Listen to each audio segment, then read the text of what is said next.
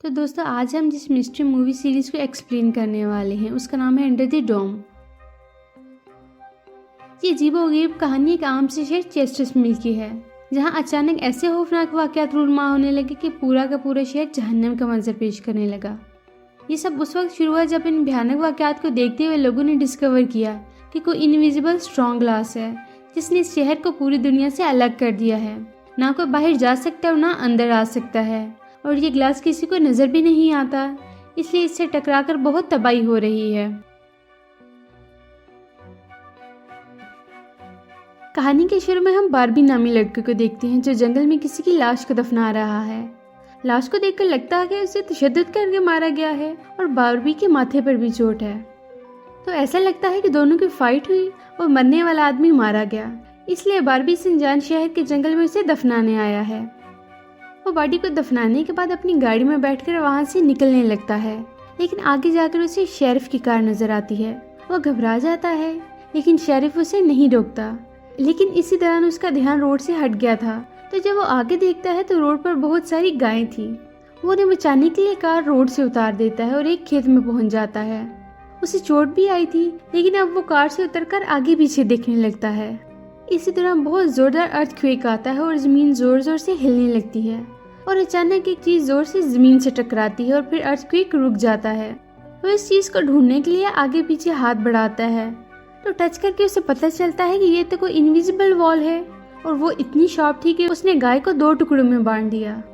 घर और जो चीज इसके नीचे है वो डिवाइड होगी। वहाँ जॉय नाम का लड़का भी आता है और बारबी से पूछता है कि तुम ठीक हो। वो भी इस इनविजिबल वॉल को देखकर हैरान रह जाता है।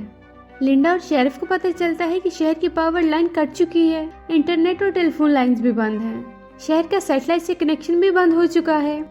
लोग देखते हैं कि एक प्लेन जो कि आसमान में उनके शहर की तरफ आ रहा था, वो इस इनविजिबल वॉल से टकराकर तबाह हो गया है। ये देखकर सब लोग डर जाते हैं और उन्हें पता चल जाता है कि उनके शहर एक डोम यानी गुम्बदनुमा इनविजिबल वॉल में कैद हो गया है। तो सब लोग डर जाते हैं। फिल और उसकी असिस्टेंट डूडी जो एक रेडियो स्टेशन रन करते हैं, वो देखते हैं कि सिग्नल नहीं मिल रहे, तो वो सिग्नल्स को वापस लाने की कोशिश करते हैं, लेकिन नहीं कर पा रहे थे। वो कंफ्यूज भी थे कि ऐसा क्यों हो रहा है। तो वो इस मौका से फायदा उठाने का फैसला करते हैं ताकि इनकी शो की रेटिंग्स हाई हो जाए। उधर बारबी इस डोम के वॉल के पास बैठा था। वो देखता है कि एक ट्रक इस तरफ रोड पर चलता आ रहा है। बारबी से रुकने का कहता है तो वो ब्रेक लगाकर रुक जाता है। बारबी ने उसे हादसे से बचा लिया था। अब रोड पर उसी जगह जहां बारबी था पुलिस आती है, लेकिन उन्हें कुछ समझ नहीं आ रही थी। शहर का कौंसलमैन बिग जिम भी वहां आता है, लेकिन वो भी कंफ्यूज था कि ये चीज है क्या, कहां से और क्यों यहाँ आ गई है। यहाँ हम देखते हैं कि शहर की तरफ आने वाले सभी रास्ते बंद कर दिए गए हैं, क्योंकि ये वॉल किसी को नजर नहीं आती, तो इस वजह से बहुत से हादसे हो रहे थे। अब हम जूनियर नाम के लड़के और एनजी को देखते हैं। एनजी नर्स है। जूनियर इसे प्यार का इजहार करता है, लेकिन एनजी जो कि जॉय की सिस्टर थी, वो कहती है कि मेरे दिल में ऐसी कोई फीलिंग्स नहीं है। तो जूनियर को गुस्सा आ जाता है। दोनों की बहस होती है, तो वो जूनियर को थप्पड़ मारकर वहाँ से चली जाती है। अब हमें एक फैमिली दिखाई जाती है। फैमिली में मदर कैरोलिन, एलिस और बेटी नोरी को देखते हैं। वो उसी टाउन में थे और कहीं जा रहे थे जो कि अब एक इनविजिबल डोम में कवर है, लेकिन उन्हें इस बात का नहीं पता था। अब हम चेस्टर्स मिल शहर के मशहूर इन्वेस्टिगेटर जर्नलिस्ट जूलिया को देखते हैं। जूलिया को एक औरत फोन करके बुलाती है। वो उसे सीक्रेट खबर देना चाहती थी। वो बताती है कि उसने इस वीक शहर के अंदर प्रोपीन से भरे 6 ट्रक्स को जाते देखा है। वो कहती है कि प्रोपीन जैसी खतरनाक फ्यूल का शहर के अंदर इतनी ज्यादा मिकदार में जाना किसी बड़े और खतरनाक प्लान का हिस्सा हो सकता है। शायद शहर के यूं दुनिया से कट जाने का इससे कोई ताल्लुक हो सकता है। जूलिया इस औरत से इस बारे में इन्वेस्टिगेशन करने का वादा करती है, लेकिन वो अपने काम में बिजी हो जाती है और अच्छे से इन्वेस्टिगेट नहीं कर पाती। बिग जिम रेडियो स्टेशन जाकर इमरजेंसी का ऐलान कर देता है। कैरोलिन, एलिस की फैमिली भी अपनी कार में अनाउंसमेंट सुनती है, लेकिन वो समझते हैं कि शायद ये फेक न्यूज़ है, इसलिए वो आगे बढ़ने लगते हैं। वो इस इनविजिबल वॉल तक पहुंच जाते हैं। इससे पहले कि वो टकरा जाते एक ट्रक को देखते हैं जो इस वॉल से टकराकर तबाह हो जाता है। उन्हें अंदाजा हो जाता है और वो रुक जाते हैं, लेकिन नोरी इस एक्सीडेंट को देखकर घबरा जाती है और उसे दौरे आने लगते हैं। वो बेहोश होने लगती है, लेकिन बेहोश होने से पहले वो किसी पिंक स्टार के बारे में बड़बड़ाने लगती है। वो उसे जल्दी से लेकर हॉस्पिटल जाते हैं। यहाँ वो देखते हैं कि शहर में जख्मी होने वाले बहुत से लोग यहाँ इलाज के लिए लाए गए हैं। बारबी और जूलिया यहाँ जख्मी लोगों को ला रहे थे, जूलिया का हस्बैंड डॉक्टर है जो कि इसी हॉस्पिटल में काम करता है। वो उससे मिलने जाती है, लेकिन उसे बताया जाता है कि उसका हस्बैंड संडे को कभी भी काम नहीं करता। लेकिन जूलिया को वो यही बताता है कि वो संडे को भी काम पर जा रहा है। जूलिया परेशान हो जाती है कि वो आखिर ये झूठ बोलकर कहाँ जाता था। हॉस्पिटल के बाहर एंजी और बारबी मिलते हैं। जूनियर ये देखकर खुश नहीं होता, वो जेलस हो रहा था। अब हम देखते हैं कि आर्मी ने शहर के बॉर्डर को सील कर दिया है। साइंटिस्ट भी इसके बारे में जानने की कोशिश कर रहे थे, लेकिन अब तक वो कुछ भी मालूम नहीं कर पाए थे। उधर हम शेरिफ और बिग जिम को देखते हैं जो प्रोपीन के बारे में बात कर रहे थे। उनकी बातों से अंदाजा होता है कि उन्हें इस इनविजिबल गुंबद के बारे में पहले से थोड़ा बहुत मालूम था, लेकिन वो खुलकर बात नहीं कर पा रहे थे। बारबी शहर में नया था जो बाहर नहीं जा पाया था। उसके पास रहने की कोई जगह नहीं थी, तो वो अपनी कार में ही रुकने का फैसला करता है। वहाँ जूनियर आता है और उसे धमकाता है और कहता है कि वो एंजी से दूर रहे। बारबी को नहीं पता चलता कि आखिर वो इतना क्यों भड़क रहा है। वहाँ जूली आती है तो झगड़ना बंद कर देते हैं। अब हम देखते हैं कि कुछ टीनेजर्स एक जगह पार्टी कर रहे हैं। वहाँ जॉय भी आता है। वो एक लड़के से इन सब हालात के बारे में बात करने लगता है, तो उसे भी दौरा पड़ने लगता है और वो पिंक स्टार के बारे में बड़बड़ाने लगता है, जैसे कि नोरी ने बोला था। एंजी हॉस्पिटल से वापस घर आती है तो उसके घर में जूनियर आ जाता है। वो उसे किडनैप करके अपने फादर के शेल्टर रूम में ले जाता है। यहाँ पता चलता है कि वो बिग जिम का बेटा है और इसे इस डोम के बारे में पहले से पता था। इसके फादर को अपनी फैमिली की फिक्र थी, उन्होंने ये शेल्टर बनाया था। जूलिया बारबी को लेकर घर आती है ताकि वो रात को यहाँ रह सके। उसके पास रहने की कोई जगह नहीं थी। यहाँ बारबी उसके हस्बैंड की पिक्चर देखता है और ये वही आदमी था जिसको उसने सुबह मार के दफनाया था। अब हम फिर से लिंडा और शेरिफ को देखते हैं जो कि वॉल के पास नजर रखे हुए थे ताकि कोई भी गाड़ी यहाँ वॉल से टकरा न जाए। शेरिफ को अचानक से दौरा पड़ता है और वो मर जाता है। यहाँ हम बारबी का फ्लैशबैक देखते हैं। सुबह बारबी जूलिया के हस्बैंड से मिलने आता था। वो उसे पेमेंट की बात करता है तो दोनों में झगड़ा हो जाता है। इसी झगड़े के दौरान एक्सीडेंटली डॉक्टर को गोली लग जाती है और वो मारा जाता है।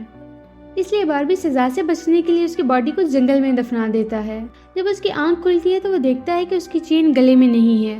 वो जूलिया से इसके बारे में पूछता है। वो कहती है कि अगर मुझे मिली तो मैं दे दूंगी। उसे याद आता है कि वो चेन डेड बॉडी के साथ उसकी कब्र में ही गिर गई थी। जॉय का फ्रेंड बहन उससे मिलने आता है और उसे पिंक स्टार के बारे में पूछता है, जिसके बारे में वो लास्ट नाइट दौरा पड़ने के दौरान बड़बड़ा रहा था। जॉय को कुछ भी याद नहीं था। उधर रेडियो स्टेशन में डोडी एक डिवाइस की मदद से डोम से बाहर राब्ता करने में कामयाब हो जाती है। कुछ सोल्जर्स आपस में बात कर रहे थे, लेकिन डोडी कुछ भी नहीं बोलती और उन्हें सुनने लगती है। इन सोल्जर्स को भी इस बारे में कुछ भी मालूम नहीं था।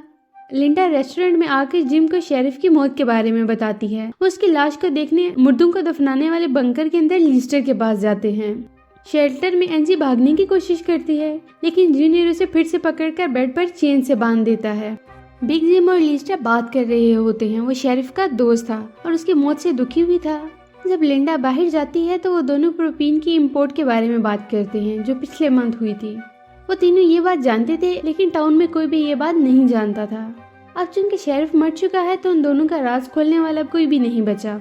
लिंडा ऑफिस आती है तो देखती है कि जिम शेरिफ के ऑफिस में कुछ ढूंढ रहा है।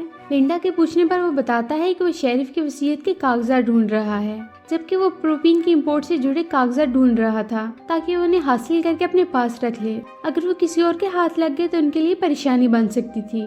वो बाहर आकर लिस्टर को बताता है कि पेपर इसके ऑफिस नहीं है, हो सकता है कि वो उसके घर हूँ, तो वो लिस्टर को पेपर लेने उसके घर भेज देता है। अब जूलिया रेडियो स्टेशन जाती है। वहां जाकर उसे पता चलता है कि डूडी डोम से बाहर पुलिस और आर्मी की बातें सुन सकती है।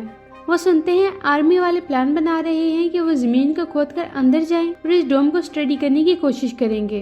फिर वो रेडियो की मदद से टाउन के सब लोगों तक ये बात पहुंचा देती है कि किस तरह वो लोग इस डोम में कैद हो चुके हैं।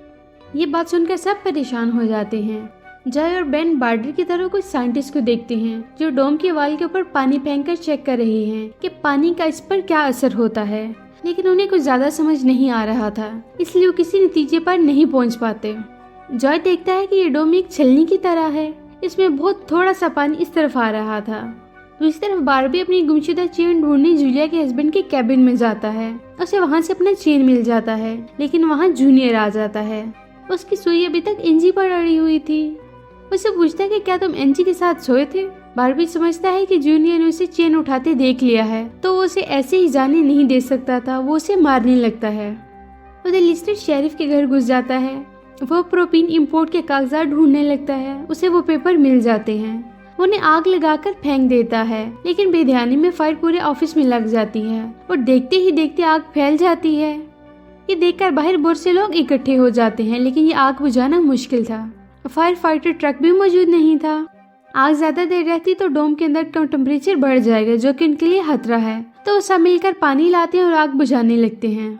बार्बी और लिंडा भी वहाँ हेल्प कर रहे थे। घर के अंदर से लिस्टर की चीखने की आवाजें आती हैं, तो लिंडा अंदर जाकर लिस्टर को बाहर ले आती है। वो जख्मी हो चुका था, इसलिए उसे इलाज के लिए हॉस्पिटल ले जाते हैं। बार्बी सबको लीड कर रहा था। सब लोग मिलकर काम कर रहे थे, लेकिन आग बुझ ही नहीं रही थी। जिम लोडर ले आता है और घर गिरा देता है, जिससे आग बुझ जाती है। तो सारे थके हुए लोग अब इकट्ठे हैं और बातें करते हैं। इनमें से एक पुलिस वाला आदमी पॉल घबरा जाता है और कहता है कि हम सब इस डोम में फंस चुके हैं, हम कभी भी इससे बाहर नहीं निकल पाएंगे। ये डोम इस आग से उठने वाले धुएं को बाहर नहीं निकलने दे रहा, तो हम कैसे निकलेंगे।